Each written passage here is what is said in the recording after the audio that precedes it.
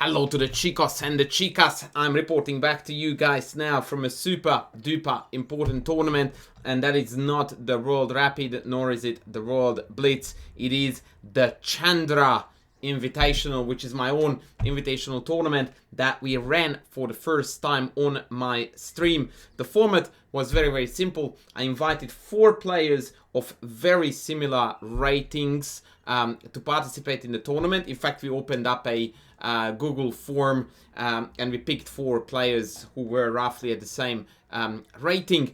And so what they did was that they played a 3-round round robin tournament, and I commentated the games on live stream, and at the end of each round I analyzed the games for the players as well as for the audience. Now unfortunately I recorded the whole entire thing in one go, and that resulted in a 4-hour video which I can't edit at all. So instead now I'm going to give you a bit of an insight into what the analysis looked like. This is a game between the eventual winner, Morphy Fan, in the white trunks against the great Denton in the black trunks. Everyone was about 1900. Morphy here is 1859 against Denton's 1827. The opening was the Grand Prix attack, which Morphy tried throughout the tournament with rather less than more success. There is a reason for that too, but we will skip that. I'm going to highlight 2 particularly important points in the game because I think that they were quite interesting, and it gives you a sort of a vibe and feel for how the game analysis went. So bishop takes. I did mention it to Morphy that I don't like this capture because there was probably a move, or at least 2 actually, to play before we take, but he claimed that he didn't like allowing the knight d4, hence the capture and c6. I let that one slide. e6, normal castles, bishop e7, queen e1, all stock standard. I'm not a very big fan of white's position, by the way.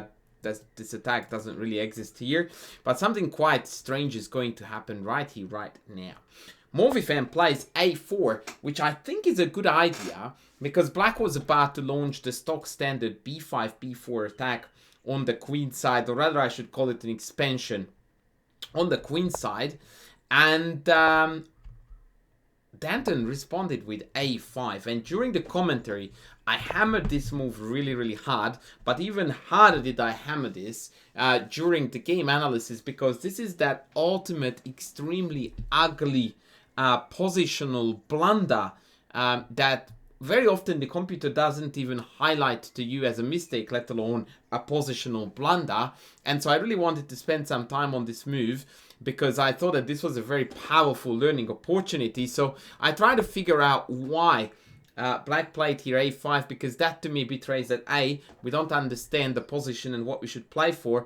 2, we don't understand why white played a4, and these 2 non-understandings just added up into a really ugly move and rather a planless sort of way to play the middle game. So let's clear up the fog. What's a4 all about? a4 is very simply a restrictive measure against the pending b5, b4, and white gains, you can claim that white gains a tempo here because a6 would allow a5 with the perfect blockade, and so black needs to keep the pawns fluid, something I have spoken about a myriad of times in my videos. b6 first, and then whatever white does, a6 next, and then a b5 would allow black to proceed on the queen side in the correct fashion with the pawns, retaining the fluidity of the pawns, and launch this, once again, stock standard queenside expansion. Now, the other thing that I found very, well, actually, hang on, I haven't spoken about the thought process of black. So a5 was played. So now we clearly see that black didn't understand why a4 was played, and also we don't understand, as in black doesn't, what they needed to play for.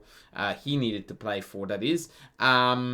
And that would have been a6, b6, b6, a6, b5, and he played a5. And when I confronted him with, dude, what is a5 all about? He goes like, I wanted to stop his minority attack. Now, this is a really compelling case, because there are so many things wrong in that sentence that you don't even know which one to correct first. But so let's break it down. Very often on lower levels, by the way, not 1900, people misunderstand a move like this, thinking that white is planning to do some kind of I don't want to call it attack because it's not one, but a progression or an advance on the queen side, which is utterly ridiculous, and it's not happening. Because it just doesn't make any sense. White has got far more space on the king side. That's where they should be playing. And it's certainly not a minority attack, because the minority attack, as its name gives it away, is an attack that is conducted with a minority against a majority, meaning fewer pawns moving against more pawns, with the idea of forcing a pawn weakness, whereas here we have got 8 pawns against 8 and 4 against 4 on this side. So most certainly there is no talk of minority attack here whatsoever. And long story short, a5 was just a horrid move that really puts a dent into black's most natural way of playing this position, which is once again the b6, a6, b5 queenside expansion. Now let's flip the whole thing around now and have a look at white's mentality here, who played here, by the way, e5. Now e5 is a super committal move, and I wanted to confront here the white player too, and I did in fact during the analysis, and I told him, what did you think about a5? And he said, oh, I didn't think it was good. And I'm like, right. And this is where sometimes higher rated players are not only better players, but wiser players. And although I am a big believer of playing the position and not the opponent, here, if I receive a5, that gives me a very strong message that my opponent has no clue about what they are doing. And that immediately puts me at ease and in a comfort zone, because I know what I'm doing, right? I play the Grand Prix attack, so I am following here a very easy scheme of attack, which is queen out, f5, bishop f4, or call it whatever. But we also have the development of the bishop to b2, which looks quite appealing. And that is precisely where I'm going with this. If I have a very strong message from my opponent that, oi, I have no idea what I'm doing, in that case, I most certainly am going to avoid confrontation if I can build my position. And I certainly can, because I have an undeveloped bishop, I have an undeveloped rook. Because very likely, whilst I'm building my own position to make it better, to make it the perfect piece layout before I pull the trigger on any advancement, it's very likely that my opponent is going to continue throwing lemons at me, just like a5, because they are signaling to me that they have no clue what to do. So when that happens to you, you do not want to give them a chance to figure out what to do. You want to enjoy them struggling and not finding their plans, and just let them wiggle and try to figure out what to do and potentially make further mistakes. And by playing b3, bishop b2 first, I think we would have done exactly that. Like, this is those cunning, clever ideas where the value of the move is nowhere near as high as the value of appreciating what's happening in my head, in my opponent's head, and then making an otherwise very sound move. So b3 is objectively a better move than e5, irrespective of the mind game I described. But with the mind game in mind, it makes it an absolute killer. Because now black is sitting there going like, I don't know what to do. Anyway, so we went e5 and the game turned into an absolute chaos. And I'm going to now fast forward quite a bit. It was a very fascinating battle, lots of toing and throwing. Here I thought white would run away with the victory. Then black played queen d5, which is a very shaky move, by the way. And again, white seems to have missed this signal again, that queen d5 with one square to spare, especially if we count on the logical rook d8, this queen is not a happy camper. And it's a very naive move to play that move in the hope of some kind of a threat on the long diagonal, because knight takes c6 eliminates that threat all the time with a tremendous tempo, so it is usable against almost everything. So most certainly this queen needed to go to c7 and not to d5. And against this, probably queen g3, once again, building the position would have been the right approach instead of rook f3. I think maybe Morphy fan here, short of time, wanted to cover up the diagonal. Long story short, there comes a tactical blunder. Black exploits it, and we are headed for an endgame. Now, in this endgame, there were a fair number of technical issues. I'm going to highlight one. So first and foremost, king f1 key was played, which made not a lot of sense to me, to be honest, because after rook d8 we followed it up with rook e2, which begs the question of what was the point of king f1 if you wanted to play rook e2 anyway? Because the king wants to come this way, right? So this is quite mysterious. But anyway, let's move on. Rook e2, bishop f6, king up, take, rook d3.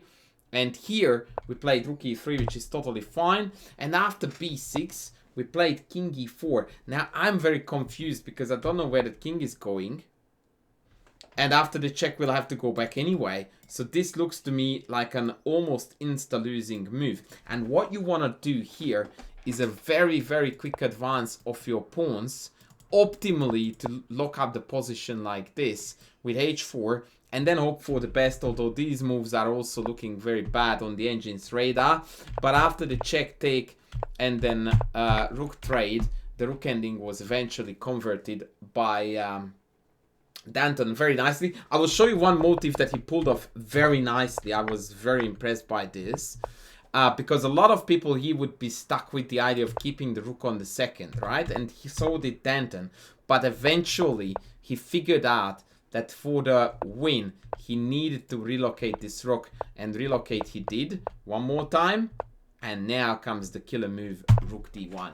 That was an absolute beaut, because now he has access to the g1 square, which is going to allow him access to g4, which will allow him to pick the pawn off. Now, during the stream, of course, I offered a far more detailed analysis, but once again, I just wanted to give you a bit of an insight as to what went down during the first Chandra Chess Coach Andrash Invitational. We had a lot of fun. The stream was responding very positively to it, and I'm planning to pull off the next one very soon. In fact, I'm going to publish all the details of the upcoming Chandra Invitational number 2 on Twitter, as well as whenever I stream. So please make sure that you follow me on Twitter if you are not yet one of those people, and also please be sure that you tune into my stream, because I try to, or intend to, make it a more regular, educationally geared stream, so there is a lot to learn there. And that's gonna be it for now, guys. Thanks for watching, thanks for tuning in. Don't forget to sub, to like, to smash the like button, to smash the sub button, and all those other fun shenanigans that make us happy. And I will see you in the next video. Thanks for watching.